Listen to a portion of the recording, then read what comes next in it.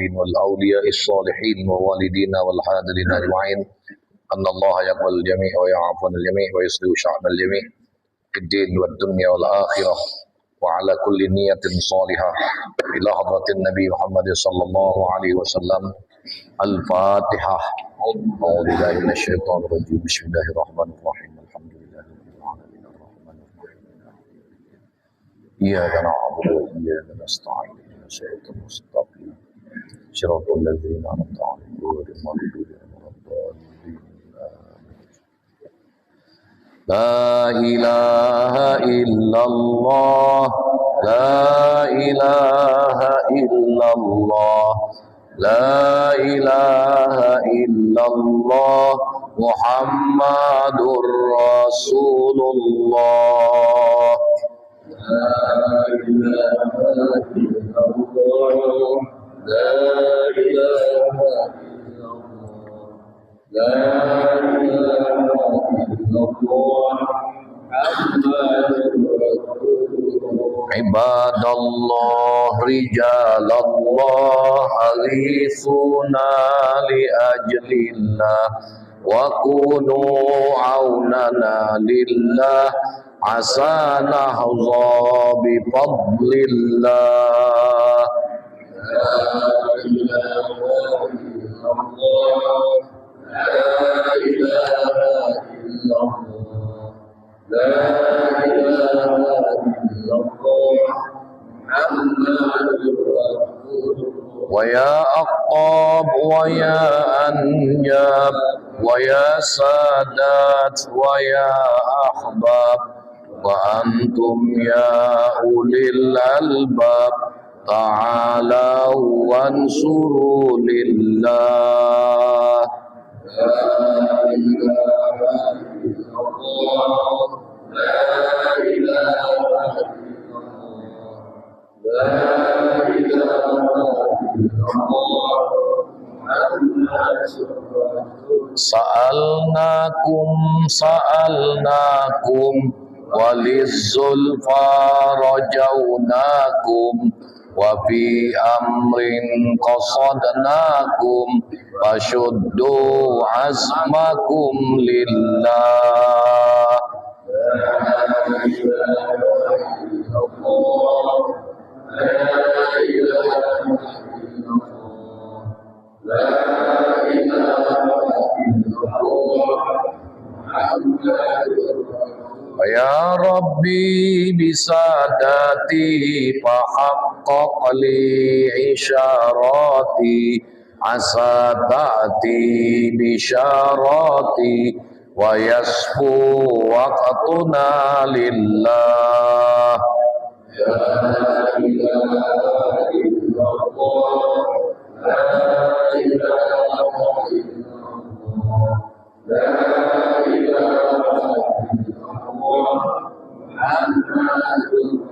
بكشف الحجب عن عيني ورفع البين من بيني وطمس الكيف والعين بنور الوجه يا الله.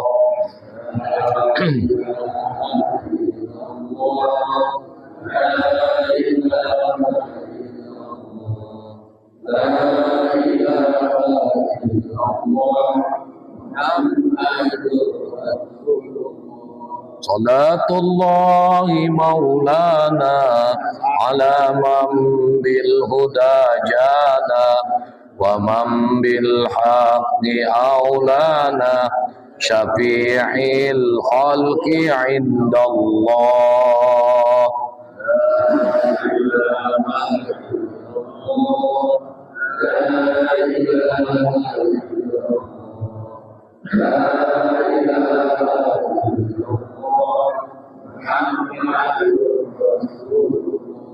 Bismillahirrahmanirrahim. Alhamdulillahi rabbil alamin wassalatu wassalamu ala asyrafil anbiya'i wal mursalin sayyidina wa maulana Muhammadin wa ala alihi wa sahbihi ajma'in.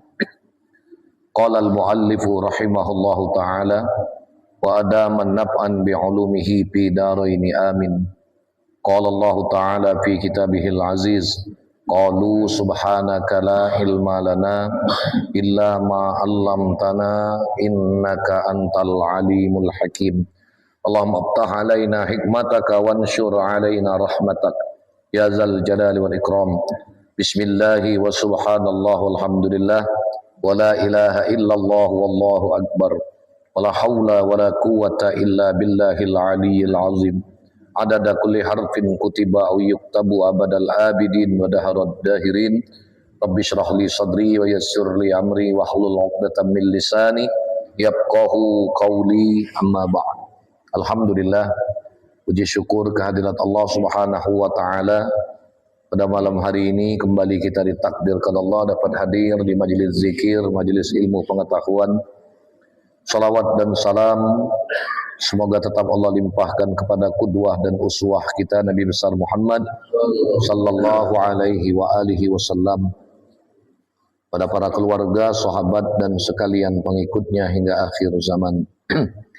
Faslun fima yujibu nabsyul mayyit.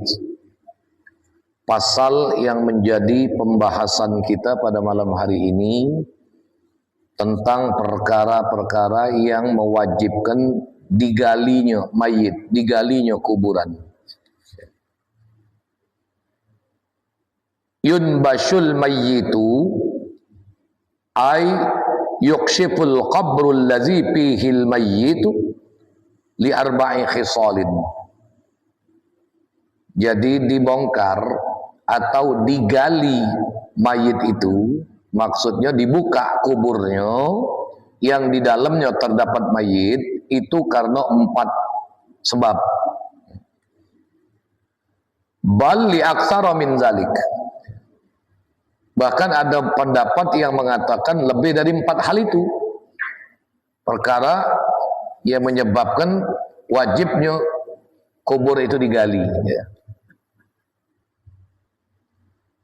Ahaduha lil ghusli ay au lit tayammumi fayajibu nabsyuhu tadarakan lit tuhril wajib.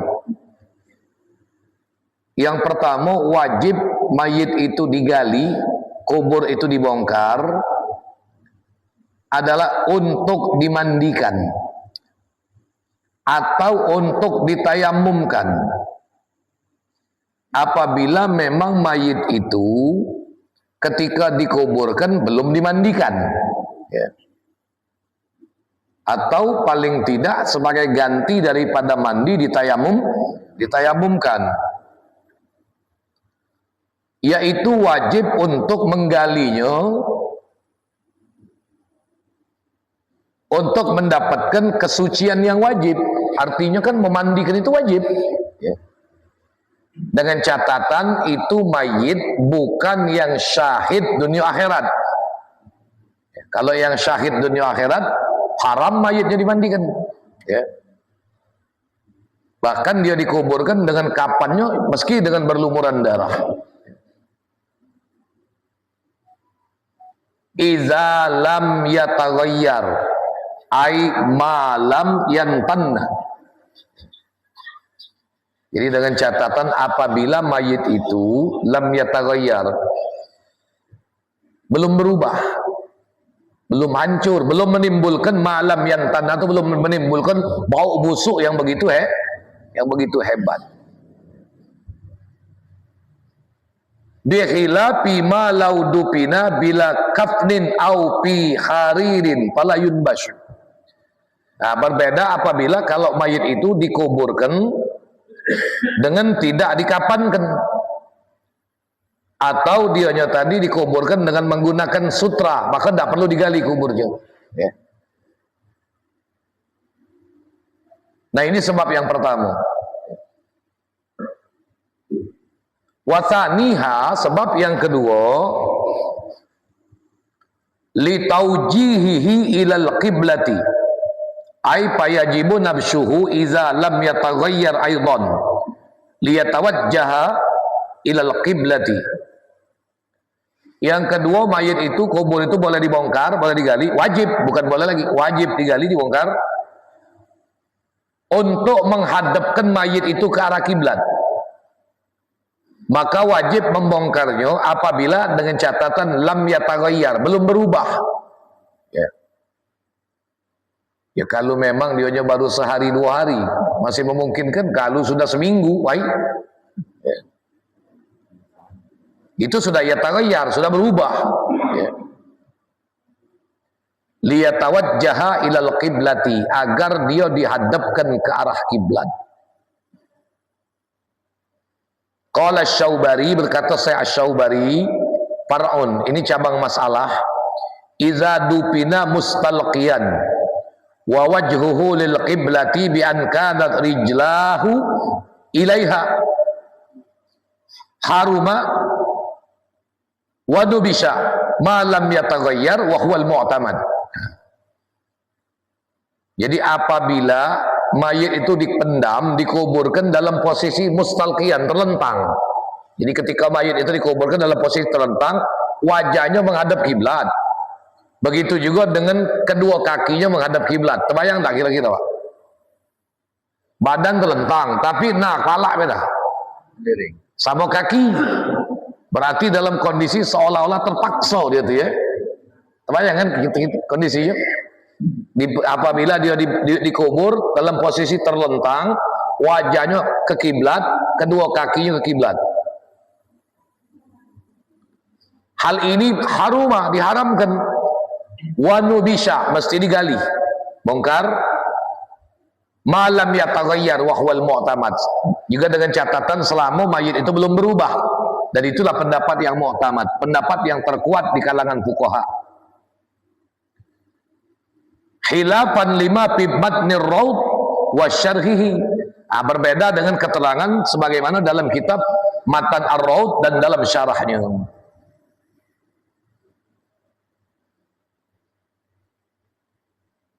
Maka itu kita nguburkan mayit itu minggu lalu sudah kita bahas ya. Kalau bisa bagian depan badan ini kan dipepetkan, mencium dinding tanah, di belakangnya diganjel dengan tanah yang bulat atau dibuat persegi, sehingga dia jangan sampai posisinya balik lagi terlentang. Tuh.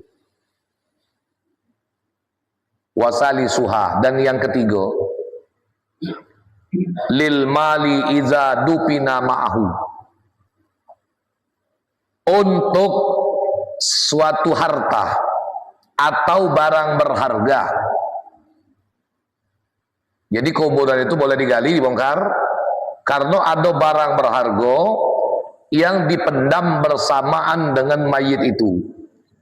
Maksud dipendam di sini ai awwaqa'a fihi malun, atau terjatuh bersamaan dengan ngubur ke mayit, yang ngubur ke ini ada barang berharganya yang terjatuh. Au khatamun, atau cincin, katakanlah batunya zamrud umpamanya, atau katakanlah barangkali jam tangan yang dianggapnya mahal ya, yang terjatuh pada saat dia masukkan mayit. Nah begitu setelah berlalu waktu baru teringat, dan dia berkeyakinan barang berharga itu jatuh di dalam liang lahat itu ya. Atau benda berharga lain ya, selain daripada cincin ya. Fayajibu nabsyuhu, maka wajib untuk menggalinya, membongkar kubur itu. Wa in taghayyara li ahzihi, meskipun kondisi mayit itu telah berubah. Sebab ini perkara yang tidak ada hubungannya dengan jasad mayit. Kalau tadi untuk dihadapkan ke kiblat atau untuk dimandikan, itu berarti berhubungan langsung dengan jasad si mayit. Tapi kalau benda berharga, berarti kita tidak ada hubungannya. Cuma li ahzihi, meskipun in taghayyara, telah berubah mayit itu, tapi tujuan kita bukan ada hubungannya dengan mayit ya, bukan berhubungan dengan mayit, tapi li ahzihi, untuk mengambil benda berharga tadi. Sawaun atolabahu malikuhu amla, sama ada apakah pemilik harta, pemilik benda berharga itu menuntut untuk diambil ataupun tidak ya. Wa misluhu ma law dupina fi maghsubin, dan yang semisal dengan adanya benda berharga yang terjatuh ke dalam kubur tadi, apabila mayit itu dikubur fi maghsubin, dalam masalah barang rampasan, min ardin au saubin, apakah itu dari tanah pekuburannya atau kain kapan yang dipakaikan pada si mayit tadi. Katakanlah mayit ini dikubur di tanah hasil rampasan. Nah, itu minggu lalu sempat kita bahas juga ya. Atau di tanah yang dihai secara zalim. Pemilik tanah itu tidak ridho, bongkar kuburnya, boleh pindahkan ya. Atau ternyata kain kapannya tadi boleh ngerampas, ternyata si pemilik kain tidak ridho, nah bongkar. Kecuali boleh jadi tidak dibongkar apabila ahli warisnya menjaminkan untuk membayar berapa harga kain kapan yang disepakati. Tidak masalah kalau tidak dibongkar.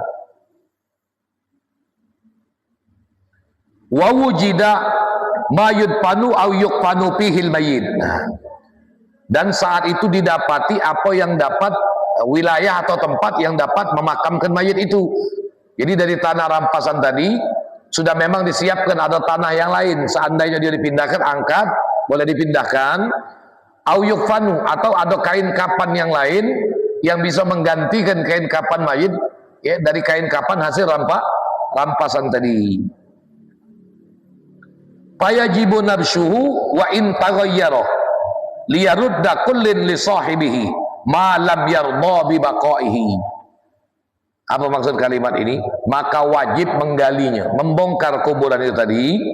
Wa in taghayyara, meskipun mayit itu telah berubah. Untuk apa? Untuk dikembalikan masing-masing, apakah kain kapan tadi atau tanah yang dijadikan tempat pekuburan itu dikembalikan kepada pemiliknya. Malam yarda bi baqaihi, selama pemiliknya tidak redha kalau dia masih kekal di tempat itu. Tidak, kata tuan tanah itu yang punya tanah, ini tanah maaf Pak, tanah pemakaman keluarga, kami tidak redha karena dia tidak kati hubungan keluarga dengan kami, angkat, pindah ke. Atau tanah yang dihai secara zalim tadi, tanah rampasan, atau kain kapannya tadi dari hasil rampasan ya. Ai iza talaba malikuhu. Jadi kita wajib membongkar, wajib menggali tadi apabila pemiliknya menuntutnya untuk minta dikembalikan. Wa illa fala. Tapi kalau penuntutnya, pemiliknya tidak menuntut, ya sudahlah, baranglah sudah. Ini perkara sudah terlanjur, ya. Jangan sampai kamu terlalu repot uji pemilik tanah atau pemilik kain kapan tadi. Aku ikhlas, aku redha, sudah, tidak perlu lagi digali. Walau bala'ani nego, ngelen ya. Walau bala'a malan li nafsihi wa mata lam yunbash. Kalau sekiranya seseorang meneguk benda berharga milik dia, tidak terti meneguk, menelen ya. Nah, masih tidak terti juga, dah carilah kamus yang lain ya. Bala'a itu meneguk atau menelen. Jadi kalau seseorang menelen harta atau benda berharga li nafsihi, punya dia dewe, telennya ya, dia telennya. Wa mata, tahu-tahu mati dia ya. Lam yunbash, maka kuburnya tidak perlu digali, tidak perlu dibongkar ya. Yang jadi masalah ini dia nih nyambret kejar kok tegoknya masih nah nasibnya jahat, tembak belisi, mati. Nah wassalam, itu namanya menderitanya 2-3 kali Pak. Kalau pemiliknya tidak redha, bedel, jangan macam-macam. Au mala ghairihi. Nah ini au mala ghairihi, atau itu harta orang lain Ya. Kalau tadi punya dia dewek, tak perlu digali, tak perlu dibongkar kuburnya. Sekarang mala ghairihi, harta itu milik orang lain. Wa talabahu malikuhu, sekarang pemiliknya menuntut untuk balik ke. Nubisha wa syuqqa jaufu, nih. Nubisha, dibongkar, digali kuburnya, wa syuqqa jaufuhu, dibelah rongganya. Keluar ke, ya. Rongganya dibelah. Wa ukhrija minhu, dan dikeluar ke benda berharga dari dalam rongganya. Wa rudda li sahibihi, dan dikembalikan kepada pemiliknya. Illa iza dammanahul warasatu, nah kecuali apabila menjaminkan ahli warisnya. Sudah tidak usah lagi dia apa namanya, tidak usah lagi, bukan tidak usah lagi tuntut, tidak usah lagi dibongkar, tidak usah lagi digali, tidak usah dibedel. Benda berharga yang kau punya tuh, yang diembek si fulan ini, yang diteguk si fulan ini, kira-kira apa dia? Emas, berapa beratnya? Sekian, dijaminkan oleh ahli waris, ya diganti, tidak perlu lagi Pak. Ya biasanya itulah Pak, benda berharga yang diteguk. Paling cincin, emas, itu pun kecil-kecil, aman besar-besar, jam tangan, ay. Tak terteguk, bukan teguk-teguk, jam tangan lah. Kalau cincin, emas, yang baca itu, teguk. Emas juga, kalau lah kebesaran Pak, mati baca teguknya. Ya. Nah.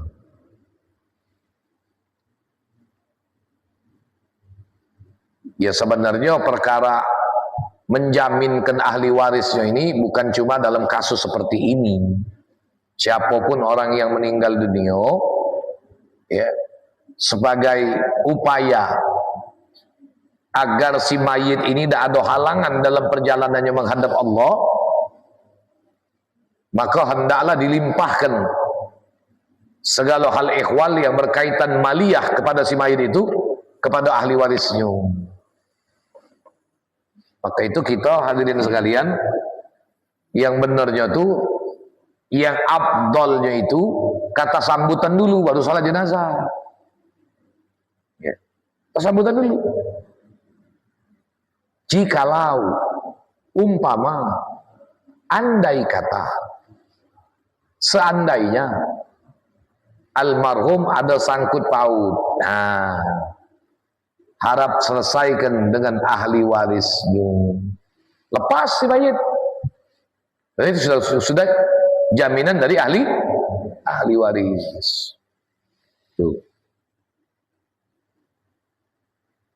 Sebab Rasulullah kan tidak mau nyolatkan jenazah yang ada utang. Tuh. Tapi Nabi tidak melarang sahabat. Nabi tetap merintahkan sahabat untuk nyolatkan yuk. Pernah juga satu ketika dihadapkan jenazah, Nabi nanya, Al-Khuddain, apakah dia ada utang? Naam, iya ya Rasulullah. Aku tidak mau nyolatkannya, kata Rasulullah. Sahabat Abu Bakar maju, aku yang menjaminkan hutangnya ya Rasulullah. Baru Nabi maju. Nah, jadi bukan Nabi itu pilih kasih, bukan. Sebenarnya ada satu pelajaran kasih sayang, pelajaran kita untuk peduli kepada saudara kita yang seakidah. Ini nah saudara kamu, kalau bahasa terjemahannya, ini nah saudara kamu meninggal, ada utang, mana kepedulian kamu? Nah inilah yang ditangkap oleh Sayyidina Abu Bakar Siddiq, sehingga beliau menjaminkan utang si mayit tadi. Tapi utang sahabat tuh, Herman, memang utang makan minum. Entah wong ini lagi utang kredit mobil, KPR rumah, motor NMAX nyoba yang paling baru itu lo, bayarlah dia. Tak ada kita nak bayar kan ya. Tapi tak tahu ujinya kalau ada utang yang ada itu lunas Pak. Benar ya Nabi? Hah? Oh, apa itu ya? Tergantung apa? Berarti yang jawab itu ada pengalaman. Itu kan kira-kira itu. Ya uji kabar. Kalau memang ada sangkut paut itu katanya kalau dia meninggal langsung lunas ujinya. Tapi biar lunas juga Ustaz, tak nikmat dia berhenti. Ya. Walaupun lunas. Ya kalau pacak hidup ni jangan ada hutang. Itu lah intinya, ya. Nah. Illa idza dhammanahul warasatu fala yushakku hina izin 'alal mu'tamad. Kecuali apabila menjaminkannya oleh ahli warisnya, maka tidak perlu dibedel. Pada saat itu betul pendapat yang mu'tamad. Wal farqu baina mas'alatil ibtila wal wuqu'. Dan perbedaan antara menelan dan benda yang terjatuh tadi, annal ibtila'a fi syaqqihi haqqu hurmatil mayyit. Kalau ibtila, menelan, ya, kalau sampai dia nak dibedel, nak dibelah, itu termasuk merusak kehormatan mayit. Ya. Wa kazalikal wuqu, wala kazalikal wuqu, tidak begitu dengan kondisi ya benda berharga yang terjatuh tadi. Kalau benda yang terjatuh tadi itu tidak ada hubungannya dengan jasad si mayit, ya. Cuma sekedar ngambil benda itu untuk diambil. Itu pun kalau memang diyakini benda itu terjatuh di situ. Ya.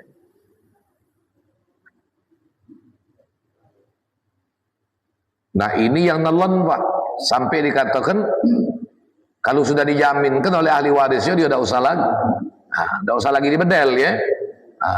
Kalau sudah dijaminkan oleh ahli warisnya atau ada perjanjian untuk mengganti,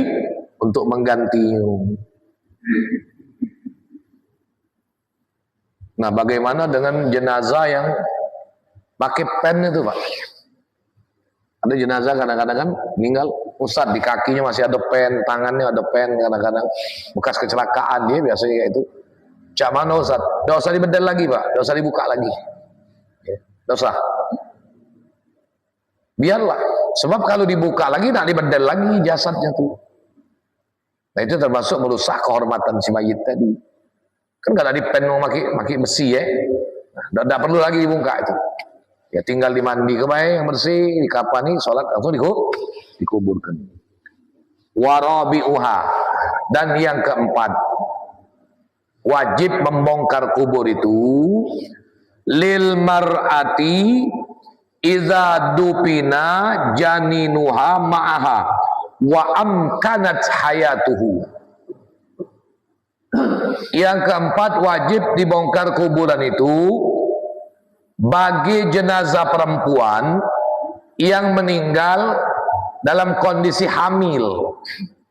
Dia meninggal dalam kondisi hamil, iza dupina, apabila dia dipendam, dikubur, janinuha ma'aha, berserta dengan janin dalam perutnya, wa amkanat hayatuhu, dan memungkinkan janin ini hidup. Ya. Dia ini meninggal dalam kondisi hamil. Nah diyakini janin dalam perutnya itu masih hidup. Bi an yakuna lahu sittata ashhur paksar. Seumpama kehamilan itu 6 bulan lebih. Sebab kalau 6 bulan lebih, Bapak Ibu, itu sudah sempurna sifat. 4 bulan sempurna, janin dalam perut itu bernyawa. Tapi sifat belum sempurna. Sempurna sifat itu ketika dia sempurna 6 bulan. Bentuk tangan, bentuk jari-jari, bentuk hidung, kuping, mata. Nah itu namanya sempurna sifat. Maka itu 6 bulan tadi. Fayajibun nabsyu tadarakan lil wajib. Maka wajiblah untuk menggalinya, membongkarnya, untuk menunaikan yang wajib. Li'annahu yajibu syakku jawfiha qabla dabni. Nah ini. Karena itu wajib untuk membelah rongganya sebelum dimakamkan. Kalau memang diyakini, kuat keyakinan bahwa janin itu masih, maka sebelum dia dimakamkan wajib untuk kalau zaman maknya di barangkali di operasi sesar, ya. Fa in lam turja hayatuhu biqaulil qawabil harumasyakku. Tapi jika tidak diharapkan hidupnya, pecahnya udah kata harapan lagi bayi itu hidup, ya. Tapi itu biqaulil qawabil, dengan perkataan qawabil. Itu kalau zaman dulu Pak, dukun beranak. Zaman sekarang ada yang maju lagi bidan, lebih maju lagi dokter kandung. Nah, kata dokter kandungan kan sekarang teknologi canggih. Deteksi detak jantung pakai alat, kedengeran bunyinya, ketok, ketok. Jadi kalau kata dokter, ini bayi sudah meninggal. Nah, sudah. Ya. Harum asyakku, haram untuk membedel. Jadi tidak perlu lagi ya, untuk dibedel.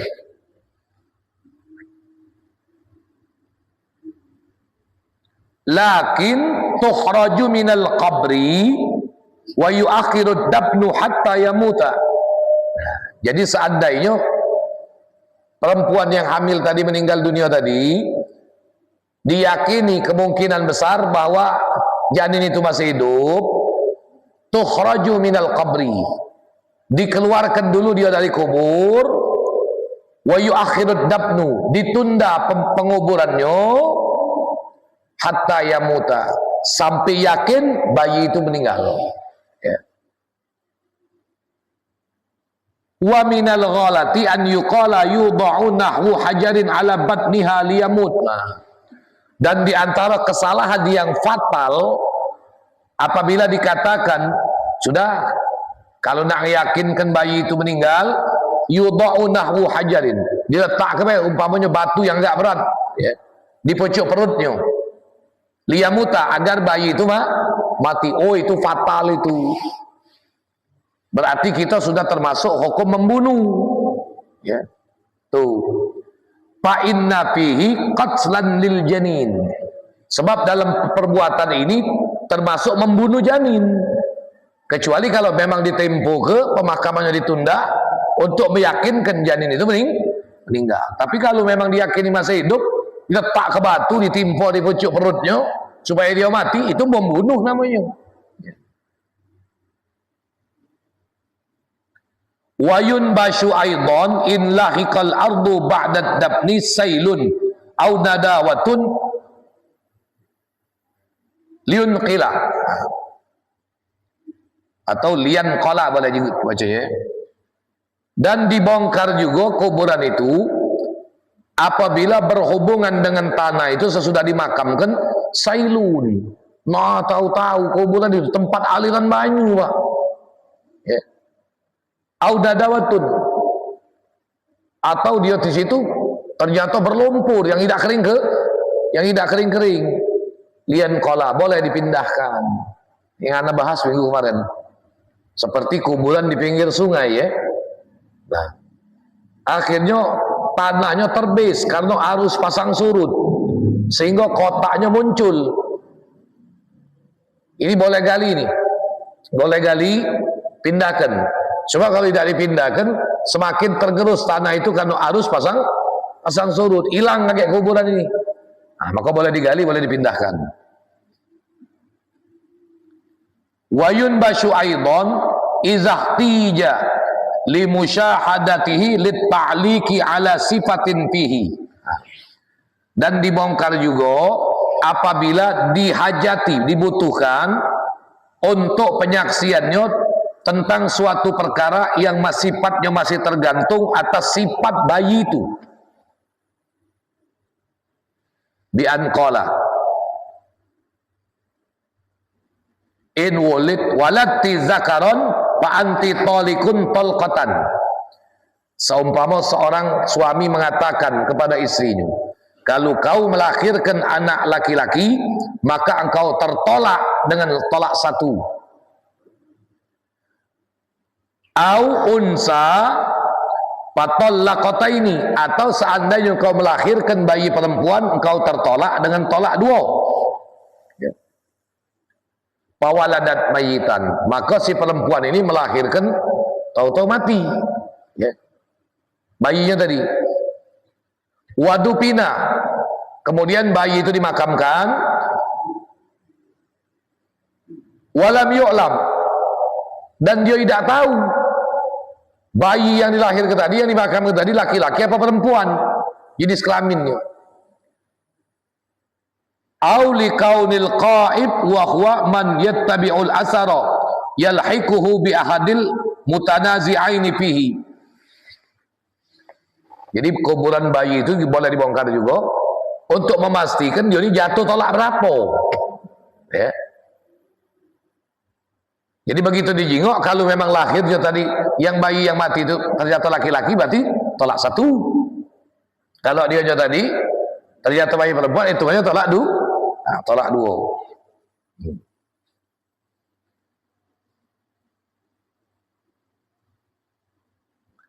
Atau dia termasuk orang yang mengikuti bekas yang menghubungkan dia dengan salah satu dari 2 orang yang berselisih di dalamnya. Nah, jadi maksudnya bagaimana ini? Ya. Jadi ada 2 orang yang berselisih tentang kondisi jenazah ini untuk mengenali kondisi orang yang lainnya. Nak mesti kenyo, Pak. Nak mesti kenyo. Jadi umpamanya ada 1 yang meninggal dunia. Nah, 1 yang meninggal dunia ini tidak tahu agamanya apa, tapi dia ini berdua, Ustaz. Yang sikoknya kawannya sudah dikubur lebih dulu. Nah, coba gali kabar kawan yang lebih dulu. Kalau memang dia di kapal ini dihadap ke kiblat, berarti dia ini diyakini Islam. Ya. Untuk memastikan yang lain. Kalau dia sudah aman, tapi digali, dibongkar kubur tadi untuk memastikan kondisi yang lain. Wayun basyu aidan al kafir, dan dibongkar juga jenazah orang kafir iza dupina bil haram, apabila jenazah orang kafir ini dimakamkan di tanah haram. Tanah haram Mekah. Bongkar gali. Tanah haram itu kan tidak boleh masuk orang kafir. Orang kafir hidup lagi tidak boleh masuk. Apalagi mayit orang kafir nak dikubur di tanah haram. Tuh. Faslun fi anwa'il isti'anat wa ahkamiha. Nah, pasal selanjutnya ini tentang jenis-jenis pertolongan dan hukum-hukumnya. Maksudnya hukum-hukum memberikan pertolongan.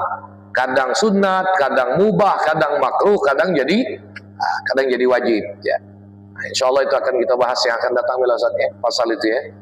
Karena cukup panjang pasal pembahasan ini. Nah, ini habis berarti malam ini pasal terakhir tentang menggali, membongkar kubur ini dalam pembahasan bab jenazah di dalam kitab ini. Ya.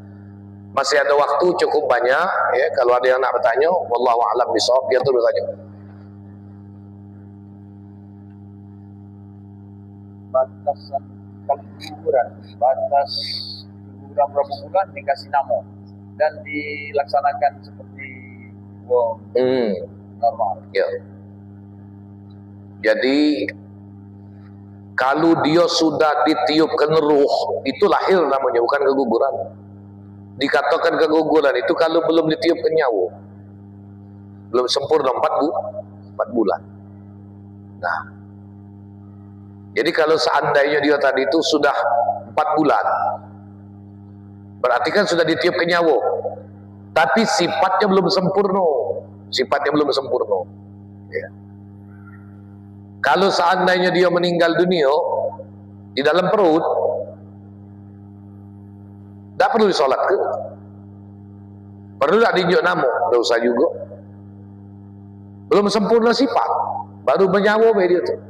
Tapi kalau sempurna sifat 6 bulan mati meninggal dalam perut, ya, ada qaul Imam Romli solat ke tetap.